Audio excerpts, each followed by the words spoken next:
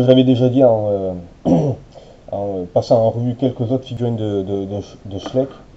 On est en présence de ce que Schleck sait faire de mieux. C'est peut-être la figurine que je préfère de ce fabricant à l'heure actuelle. Même si j'hésite encore avec... en tout cas, elle est dans le top 3 très facilement, quoi. Alors, esthétiquement et globalement, je dirais qu'il y a quand même deux choses que l'on peut remarquer une fois qu'on a la figurine en main. C'est bon, même si c'est des choses qu'on peut voir sur les photos, mais c'est quand même plus flagrant une fois qu'on a la figurine en main.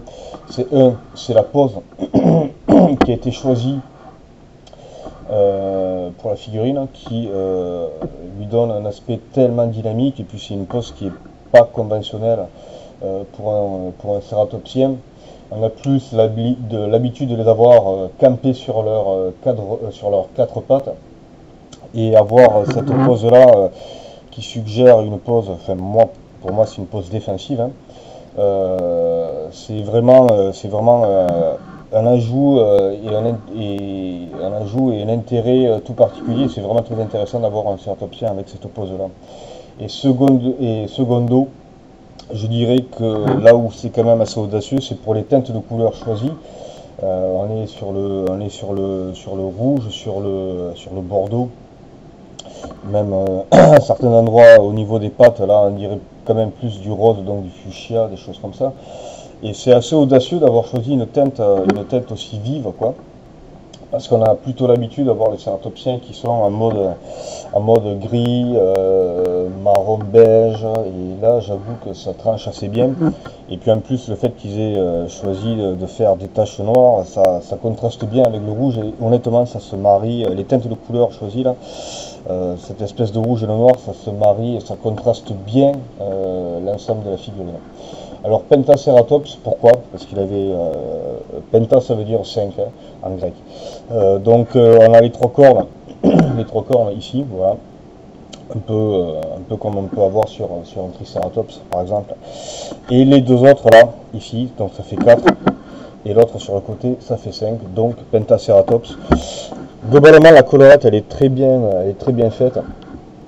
Ce que j'adore, c'est qu'on a une petite courbure ici, quoi. Hein, c'est pas une crête qui est... la collerette est pas rectiligne, hein, elle est courbée. Et ça rajoute un effet... c'est honnêtement beaucoup plus joli, je trouve, de l'avoir fait comme ça que si la crête avait été rectiligne, droite, sans forme concave. Ensuite... Elle est bien respectée parce qu'elle est, voilà, il faut savoir que chez les Chasmosaures, par exemple, bon, lui, c'est la famille des Chasmosaures, hein, enfin de la branche des Chasmosaures plutôt. Et donc on les reconnaît parce qu'ils ont une collerette qui finalement n'est pas large, enfin pas large, tout est relatif, hein, mais comparativement parlant, si on le compare par exemple à un Triceratops, la collerette est beaucoup moins large. Par contre, elle est beaucoup plus haute. C'est l'une des caractéristiques de la famille des cératopsiens, de la famille des Chasmosaures. Donc elle est bien faite, la collerette, elle a été sculptée derrière aussi. On voit les plis du cou ici.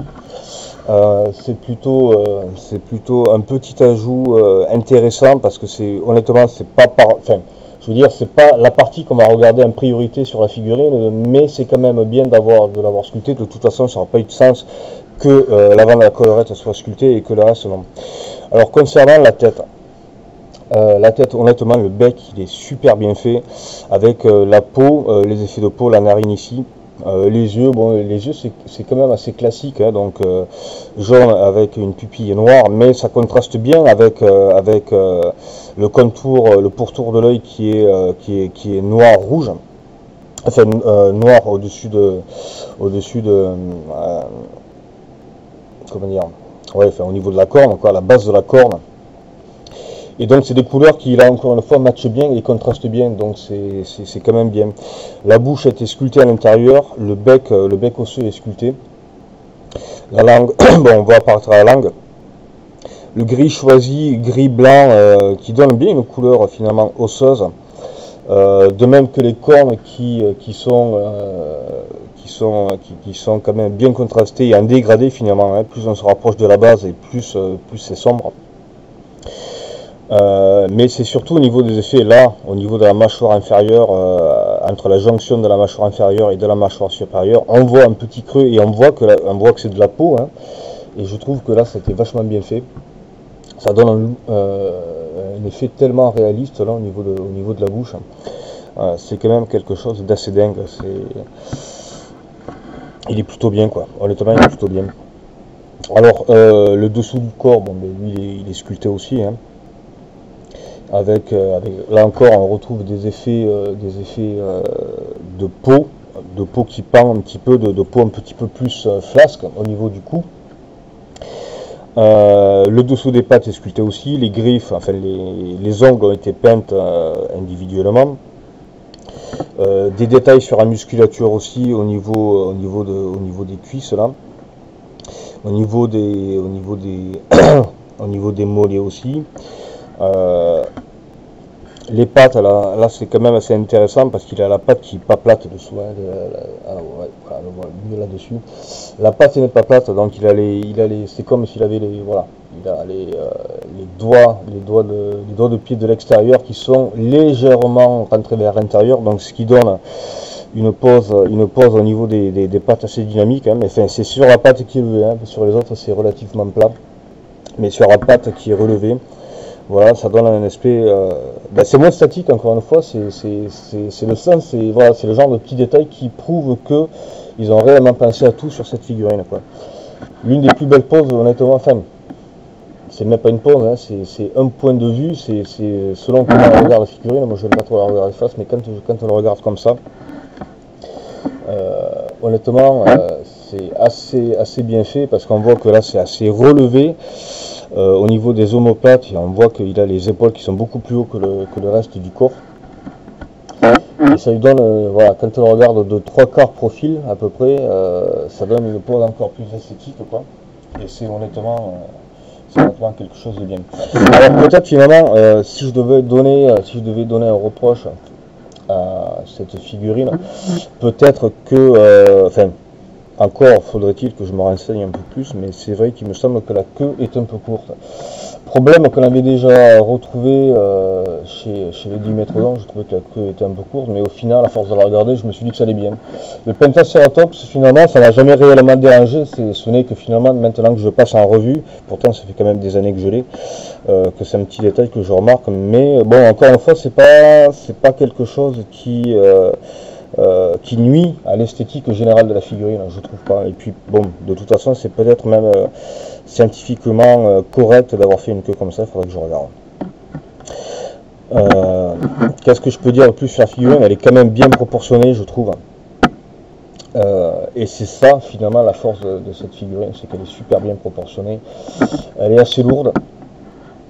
Et honnêtement, c'est quelque chose qu'on voit assez peu dans les collections, enfin, c'est même pas dans les collections, c'est dans les gammes de fabricants, c'est le Pentaceratops, et finalement il n'est pas tellement représenté, quoi.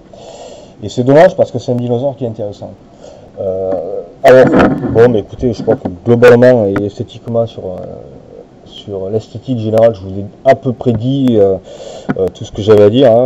Il n'y a pas grand chose à ajouter finalement, c'est une figurine qui mérite d'être possédée parce qu'elle est finalement assez atypique sur pas mal de points, et elle est assez unique, hein, encore une fois, elle est pas très, c'est pas un dinosaure qui est surreprésenté, quoi. Donc maintenant on va passer aux mesures de la figurine en elle-même. Alors en hauteur ça donne, on est sur du 11 cm et demi, 12 cm au niveau de la pointe ici. Et en longueur, on est sur une figurine qui fait, alors, base à queue, et en longueur, elle fait 18 cm. Donc c'est pas une petite figurine, hein, c'est une figurine qui est plutôt correcte. Alors maintenant, je vais la comparer avec deux autres figurines de Schleck que j'ai déjà passé en revue sur la chaîne. Alors là, on va la comparer avec le Dimetrodon. Voilà, on va le positionner comme ça, avec le Dimetrodon.